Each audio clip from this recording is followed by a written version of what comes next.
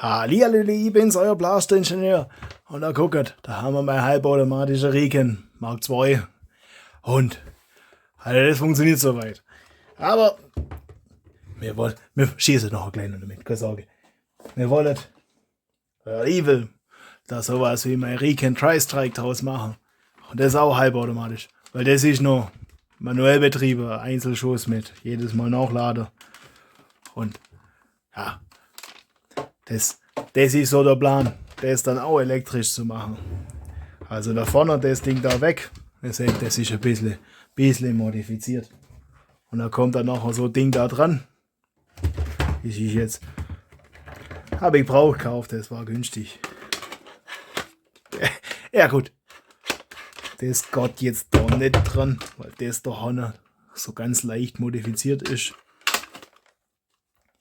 Und wir machen jetzt heute mal Projektstart. Wir gucken dann nachher mal rein. Gucken, wie wir das machen können, dass wir dann nachher das Ding nicht. Weil das ist da so ein Ding. Das ist dem Blaster nicht würdig. So, also zumindest so wie es ist den nicht würdig. Und eigentlich wäre es auch cool, wenn die alle 4 auf einmal schießen täten. Das ist irgendwie sowas. Und da haben wir dann noch Raketenwerferle. Weg ist sie. Und wir hätten da noch bei der genug Ersatzrakete. So. Weg ist sie. Oder da ist sie. Was aufgerannt ist. Das zerlegen wir auch mal. Ja, ich glaube, da werden wir nicht arg viel davon verwenden. Das sieht schon arg mitgenommen aus. Aber wir gucken mal rein. Aber vorher haben wir den noch. Für alle, die noch keine Videos dazu gesehen haben. Und wenn ihr sehen wollt, wie das gebaut worden ist, die ganzen Videos findet ihr in der Beschreibung, genauso zu dem Blaster. Videos sind unten in der Beschreibung. Guckt es euch an. Aber guckt euch das Video vorher fertig. Und wenn ihr unten sind und das alles noch nicht kennt, abonniert da lassen. Daumen nach oben, Kommentare, kennt ihr das ganze Zeugs. Legen wir los.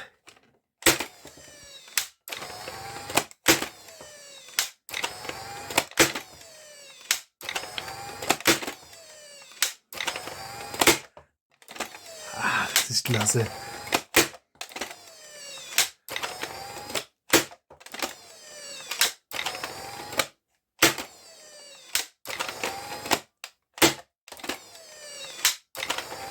Man braucht jetzt 2 Trigger. Es ist leer. Da muss man da seitlich drauf drücken, dann stoppt es beim Zurückgehen. Und dann kann man das Magazin raus da. Kann man einen einladen. Nach vorne. Dann machen wir aus. Da haben wir den drücken. Verschießt man. So sieht es von der anderen Seite aus. Dann verschießt man der letzte voll. Und jetzt ist aus, jetzt geht es nicht mehr. Jetzt geht es nicht mehr zurück. Die andere Seite sieht ein bisschen schlichter aus. Sie ist ausgeschaltet. Deswegen. Es ist ein Massivblaster. Das ist nicht ganz leicht, aber das habe ich auch nicht auf Leichtigkeit getrimmt, sondern da habe ich das alles. Ich meine, die Elektronik, alles hätte man anders ein bisschen kompakter gestalten können. Die Sicherung hätte nicht so groß sein müssen. Da hätte ein kleinerer Auto. Aber Batterie da oben noch und dann die Elektronik da unten. Aber ich wollte das so. Und die Schiene ist auch ein bisschen überdimensioniert dafür, glaube ich. Aber ich jetzt sage, wir packen das mal weg. Und das seht ihr, das Teil habe ich da wieder verwendet. Es lohnt sich immer, solche Teile zu entwerfen, wenn man so Blaster. Weil die Riken, die habe ich schon. Ja, das ist halt alles. Man mit so Knetmasse oder doppelseitigem Klebeband aufklebt, damit man es, wenn man es wieder weghaben will, wieder wegmachen kann. Aber hier geschaut, dass man halt da nicht irgendwie, dass es einfach fließende Übergänge hat, genauso wie das Ziel von Röhrle schön auf die Riken anpasst. Muss ich mal gucken, ich hoffe, vielleicht habe ich euch die Deutsche hochgeladen, das weiß ich. Schaut doch mal auf Patreon vorbei. Ist noch Weihnachten dabei, wenn ich Zeit gefunden habe, die ganze Teil hochzuladen. Die Endkappe und der Horner Raketenhalter. Was soll man sonst auf die Schiene drauf machen? Da ist jede Schiene besetzt. Das passt, oder? Packen wir das auf die Seite. Und heute gucken wir mal da rein, wie wir das machen können.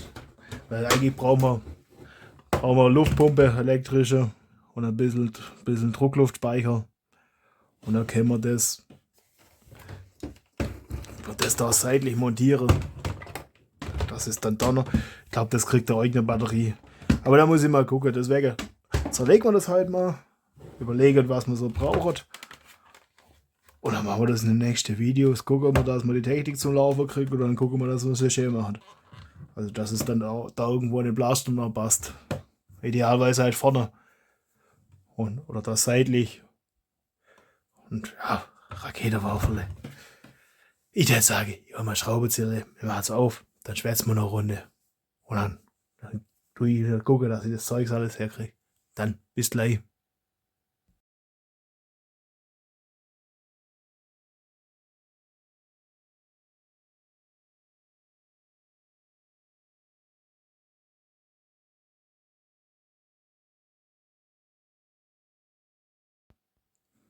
Ja, sag mal, ist das da noch geklebt? Oder wie ist das da erst rauskriegt, aber. Und das ist da noch ganze Magie. Und dann Gottes können wir uns überlegen, ob man die R-Restrikte rausmacht und dann schießen alle auf einmal. Dann Gott halt nur, wenn wirklich alle 4 voll sind. Das ist die ganze Magie.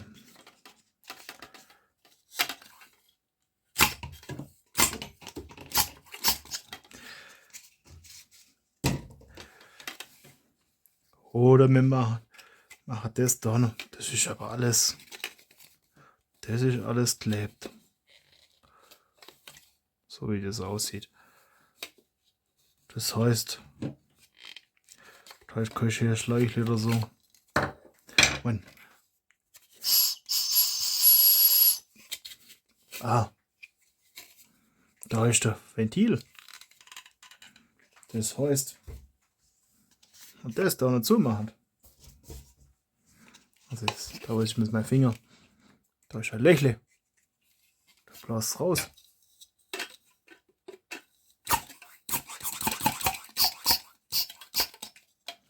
Ja, dann geht's gar nicht.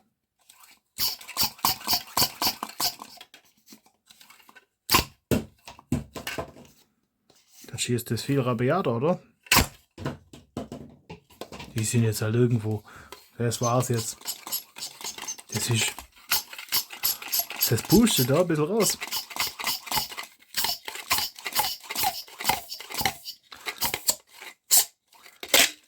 Gott, das müssen wir zukleben.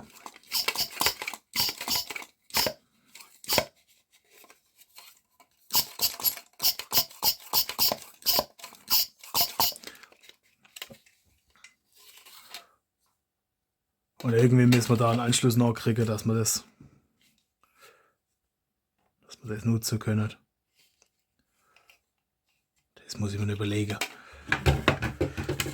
Und ich bin mir nicht sicher. Wobei wir sollten das Teil da schon nutzen. Oder mit Druck oder das halt komplett raus. Mache das. Umhause das dann irgendwie. Eigentlich will ich bloß den Teil da nutzen.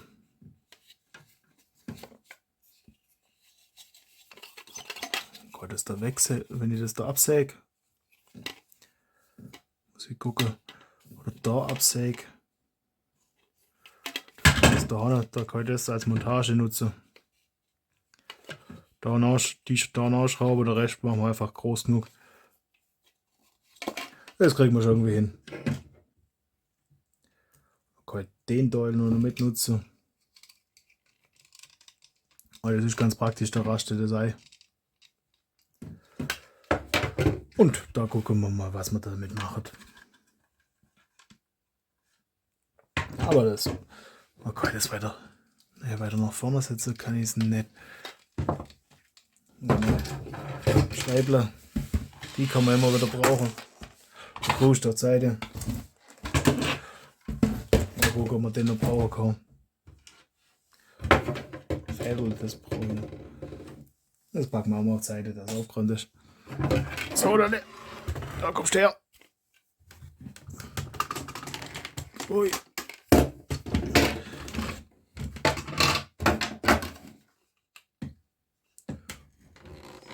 Wie soll denn das Ei rasten? Da ist auf der Seite gar nichts. Da ist ja bei der Riken gar nichts. Ihr seht, da müssten mal so Löcher sein, wo das Ei rastet.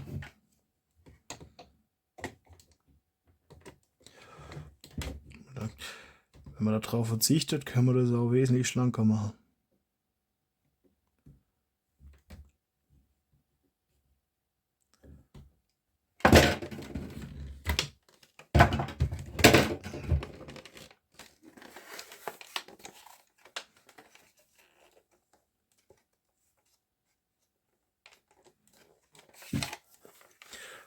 Das wäre auch eine Option. So. Das wieder noch. So, das ist Teil Nummer 1. Ich habe gehofft, dass da Schläuchle wäre. Das wäre einfacher gewesen. Aber ja.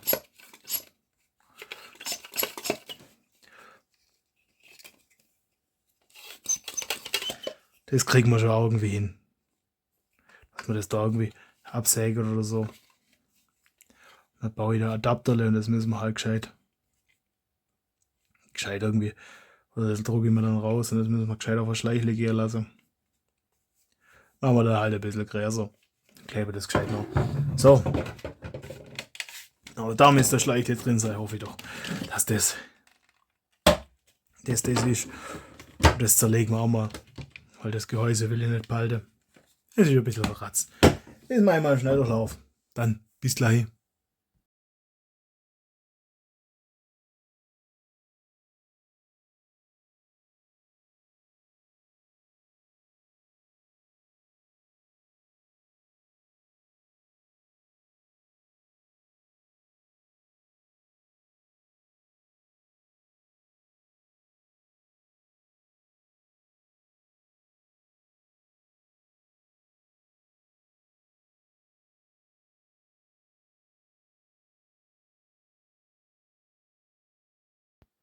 Ah, der Scheiß ist geklebt und das will sich nicht trennen.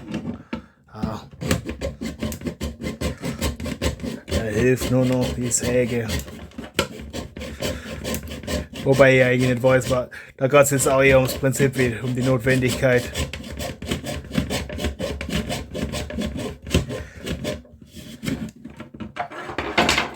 Eigentlich sollte man bei das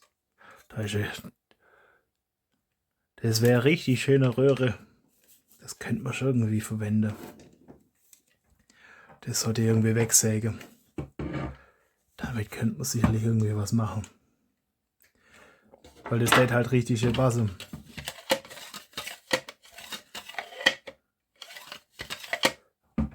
Da irgendwas hinten noch. Blöd hätte ich jetzt gesagt. Nee, hätte noch kleben. Ich würde jetzt sagen, die Röhre gucke, dass ich die irgendwie noch wegsägen kann. Da könnte man mal richtig das Bläschle draus bauen. Eigentlich will ich bloß den Teil da noch. Dann kann sie recht, ja. Ist halt dabei.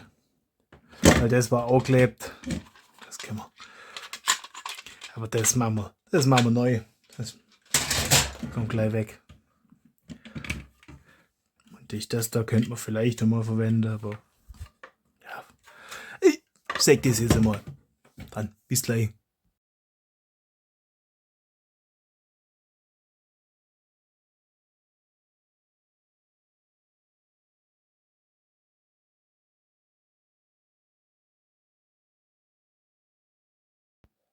So, das war Zeugs. So, jetzt können wir das da wegmachen. Das da raus. Seitenschneiderle. Aber Schutzkabel weg.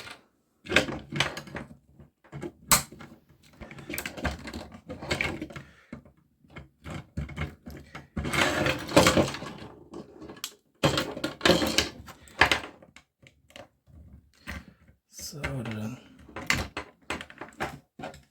Zeugs weg. Uiuiui.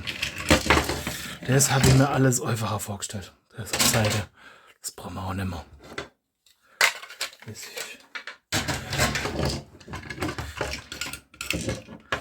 So. Das ist da seitlich festgemacht. Uiuiui. Ja, die Röhre habe ich auch ein bisschen schräg angeschnitten. Aber das lässt sich. Ich glaube, da können wir irgendwie mal gucken, dass man da einen Blaster draus macht.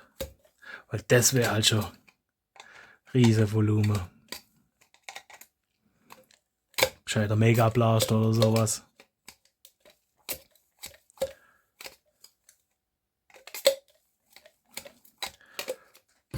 Und da ist halt Spritzguss immer besser wie 3D-druckt. Glaube ich zumindest. So. Jetzt Gott das noch nicht raus.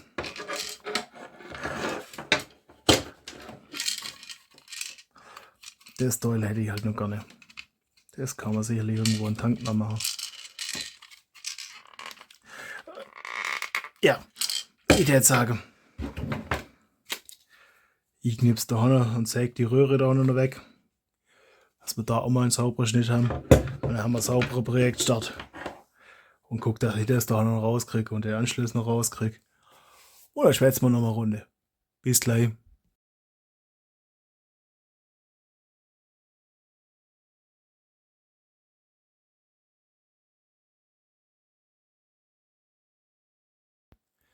So, also den Teil habe ich raus. Das kriegt den Kutterkiebel, das auch. Das ist jetzt arg verknattelt. Das kriegt man nicht mehr gekriegt. Habe ich auch nicht vor. Man muss nicht alles reparieren. Das kommt dann da rein, dass das Röhrle stabil bleibt.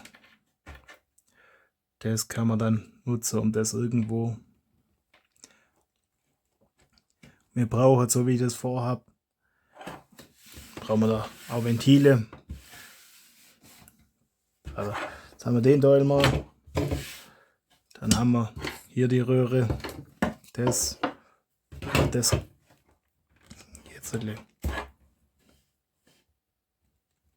das muss da.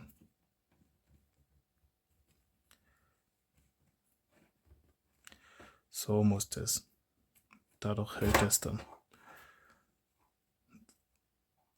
Ja.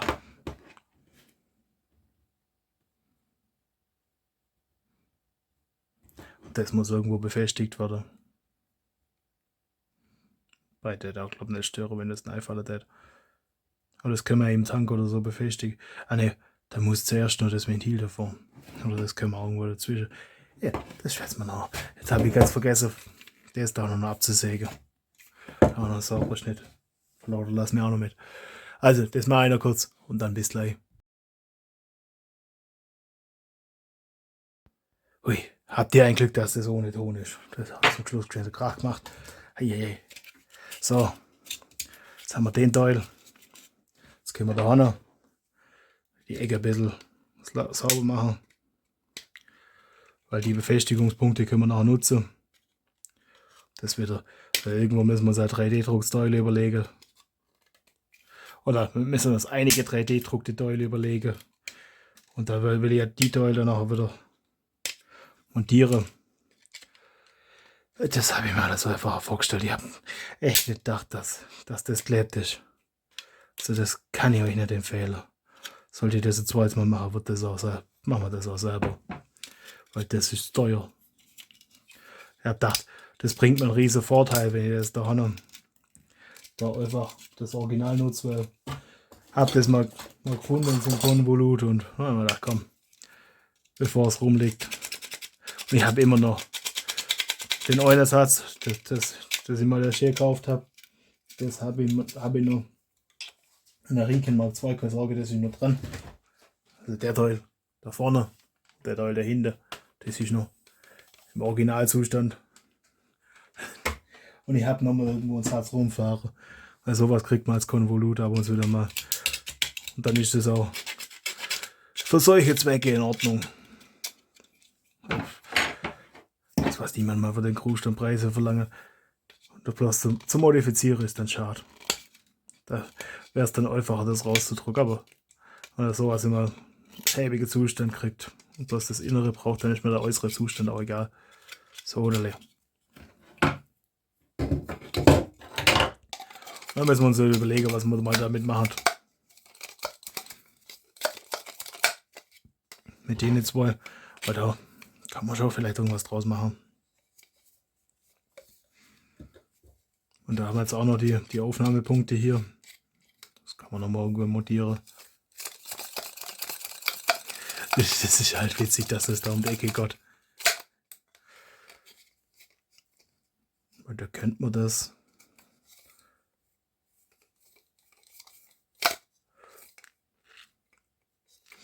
Da müsste man halt irgendwas zum Einrasten bauen. Aber ja, das ist was für ein anderes Projekt. Genauso wie der Schulterstütze-Teil. Und der Rest ist was für was weiß ich. Muss man gucken, ob ich da Teile davon aufhebe und was man damit macht.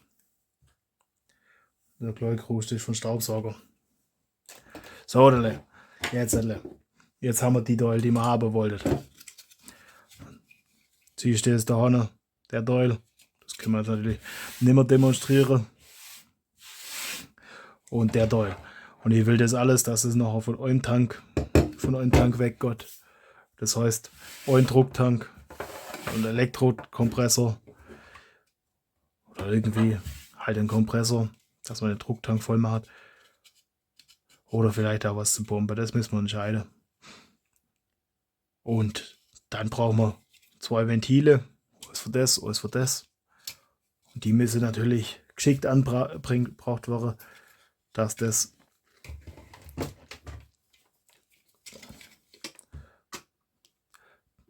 die idealerweise so in Griffnähe sind. Also irgendwo, wenn ich Finger hier habe, dann müsste die da hinter der Schiene sein. Da in etwa. Weil das darf man nicht verdecken. Das muss auch noch. Hier wäre noch. Und da an der Schiene und da die Ventile dann. Oder zumindest die Knöpfe für die Ventile. Das weiß ich noch nicht, wie ich die Ventile mache. Ob die mechanisch oder ob die elektrisch sein wird. Weil elektrisch steht auch ein Druckknopf gegangen. Da und da. Da kann man dann Rakete abfeuern, Megadal abfeuern. Und dann ist das eine coole Sache. Blaster, der hat mich piekst. Hey. Es war ungewohnt. Neue Erfahrung. Blasterle piekst mich. Das ist doch nicht, das X ist halt spitzig. Haben mich piekst. Hey. Ach, die Sache. So, aber ja, das. Irgendwo Drucktank noch. Und dann wird das da drunter montiert. Ich meine, das ist ja dann. Das kriegt man vielleicht schon so nah, dass das dann noch. Weil so können wir es wahrscheinlich nicht machen. Ist jetzt schon so.